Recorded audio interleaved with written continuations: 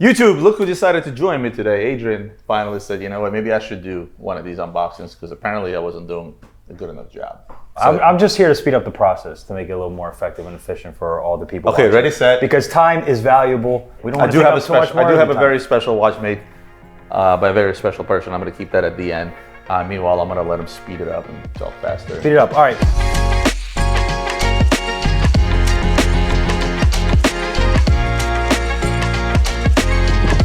I'd come in here and speed up the process. 1, 2, 3, let's go. No, you clearly want to start, so you go ahead. No, this is your stuff. You just bought this. Okay, good. This is how we're going to do it. Two-tone Submariner, bluesies, as I like to call them. Now, the reason that I'm buying a lot of these watches right now, which, by the way, if you're watching this, feel free to hit me up, is because we have so many source sales with these things. So I figured, you know what? We need more of them in stock. And that's the real story here. What's the market on them now? So for a two-tone blues like this, 40 millimeters, you're looking anywhere between 14 to 15,000 depending condition. As opposed to a year ago? 18? It's about 15% less. What are we talking about when we're talking about the James Cameron Deepsea? Look, top of the market price, we were selling these for low to mid 20s. Now they can be found around 15,000. It seems like those and these took less of a hit than some of the more popular popular because they never went up as high as some other stuff did. It's probably worth more. One of our, yeah, the sticker. You know how I feel about them stickers.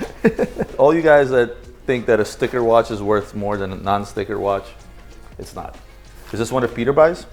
It's one of Peter buys, yeah. Peter's been busy buying up. Adrian gave him a strict weekly budget, but $200 you gave him a week? $200,000 for Mr. Peter Piccolino to go out there and do his thing. Very price point stuff. I would say anything under $15,000 is where he's primarily focused, so he's buying a lot for that. And with $200,000, it's a large volume watch. So what's something like this? So something like that is going to be around $4,500. A lot of the big questions that I get, hey, I have a budget of $5,000.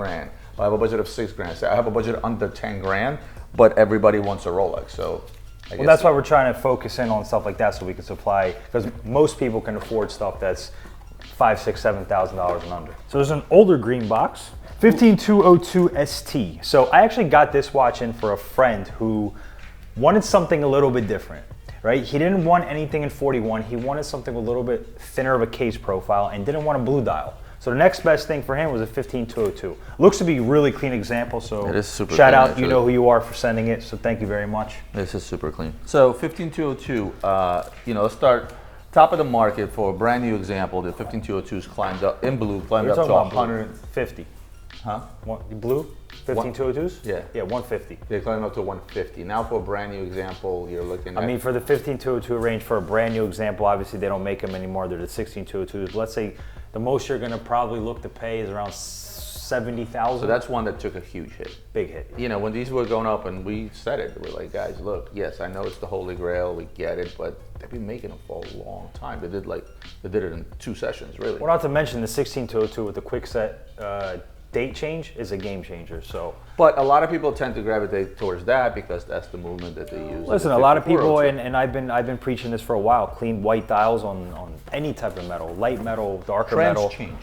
It's not so much of a trend. It's just a very clean look, and they definitely didn't make as many 15202 whites as they did blues. So let's talk about the fate of these overseas. Never mind that this box is complete crap. Faith? Faith. Oh. What did I say? Faith? Yeah, I don't know. Faith. Because some people still have faith in them. And some people say they Let's talk about faith and fate of these. That's a great idea. So the dual time was probably the least popular. You had the automatic, then the chronograph, and then it would be the dual time. Unless you're talking about, you know what's funny? It depends on the model. It depends on the series. For example, in black dial variant, the dual time is the most popular of the dials because it has the red hand and it's just a cleaner look. Okay. For the blues, I would say, for the blues, the time only and the chronographs. The automatic, yeah. But for black specifically, the dual times were the most popular. But why do I feel like people are trending towards white as of late? Price point.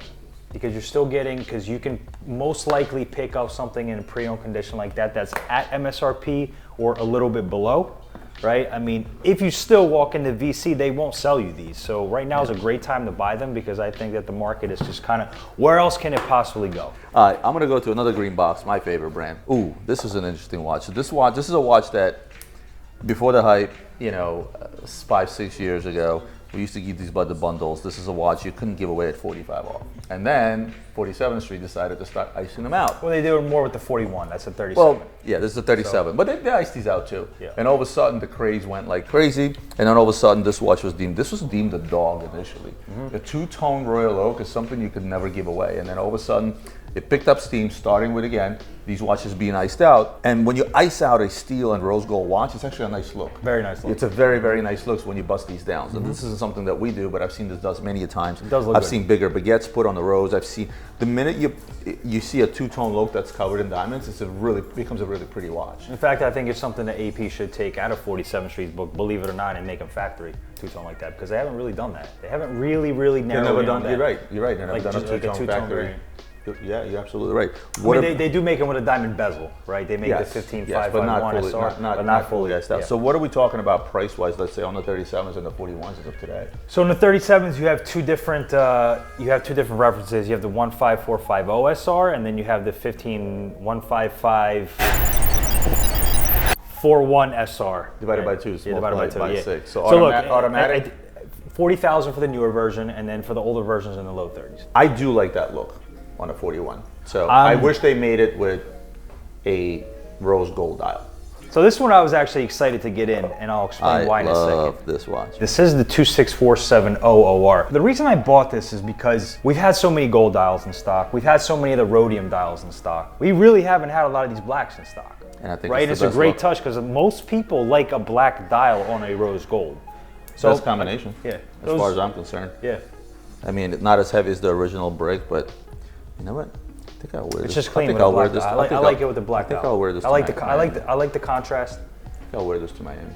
My favorite brick is still the OG yellow gold with the yellow dial, the champagne dial as they call it in Rolex, the gold dial. That one and the same one with a blue dial. But the original brick yellow gold with the champagne dial is, love it. My favorite brick, and by brick we're talking about a 42 millimeter rose gold or yellow gold offshore on a bracelet. And my favorite would definitely have to be the one that we got in last week or 2 weeks ago, 26238. With the interchangeable blue dial with the bracelet. interchangeable bracelet, absolute game changer. RM67 rose gold, 01 rose gold. Lifestyle. So look, I have a lot of different opinions about this watch, and I actually am more on the side of I really like it, and I'll explain to you why that is. Well, first, from a market volatility standpoint, yes, this is a watch that dropped in market value. What didn't, right? But it didn't drop that much. It was never a $300,000 watch at $150,000 retail price. It's also a watch that most people, when they own it, they keep it because they actually get a lot of wear out of it.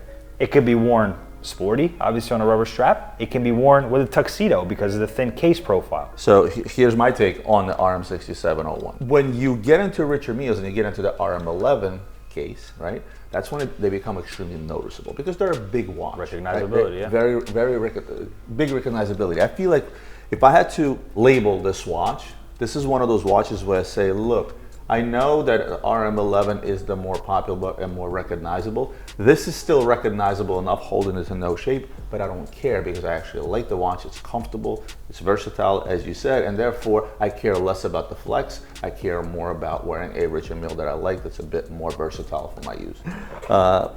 Adrian's favorite box, the brown box. Yeah. Ooh. Very cool strap. Is that an Aaron bespoke strap? That is a very cool strap. I mean, it's not a Patek strap for sure, I don't think. Let's see who made that. It is a Patek strap. Get out of here.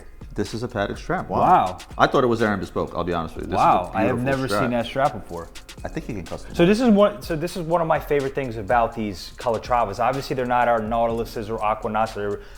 They're bringing crazy heavy premiums, but a lot of times a watch like this, especially a 5212, because of the light dial and different colors in the dial, if you throw it on a different strap, it's a totally different watch. I've seen this done. Baby blue. I've seen this done with the baby blue. Fantastic. The red, this is a killer. I mean, it's comparable in size to the watch that I'm wearing, right?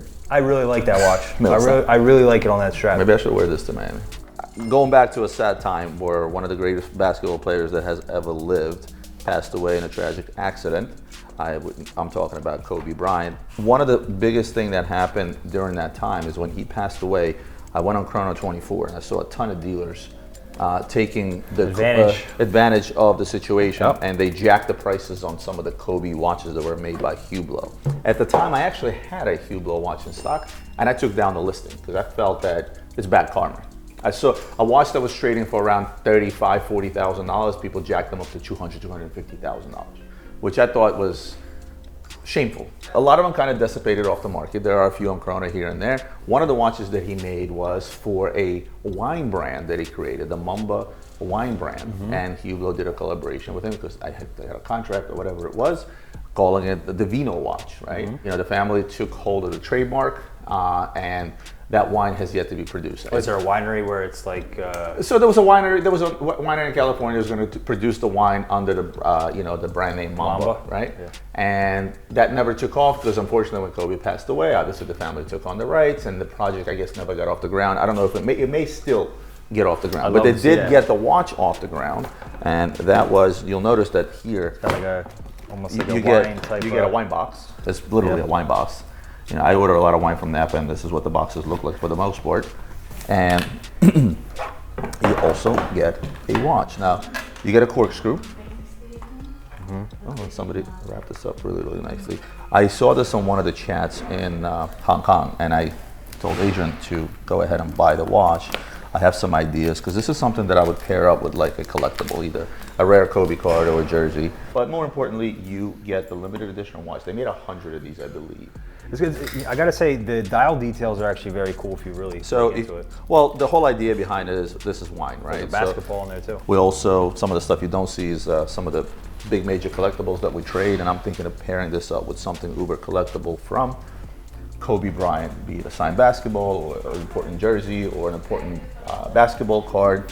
And I think to anybody out, this is appealing to two markets. This is appealing across the watch market. This is also appealing across the sports collectible market. Or I may just take this watch, stick it in the back of my safe for a while and see what happens. Because again, with only 100 made, full set, and the human that's behind it or was behind it, I think this is a great buy. So this is we're gonna finish off. I hate to finish an unboxing off on a sad note, but hey, listen, we're talking about a great, not only basketball player, also a great human, a local Philadelphia guy, obviously. Lower Marion High School. Lower Marion High School, that's right. So with that said, like, comment, share, subscribe, YouTube, Instagram, TikTok, OnlyFans, all you guys out there watching, I appreciate you tuning in. As always, we will see you in the next one. And comment below if you want to see Adrian back in these unboxings, because I'll be honest with you, it's starting to get a little bit lonely by myself. I can bring Marco back. Well, you can do it out on your own.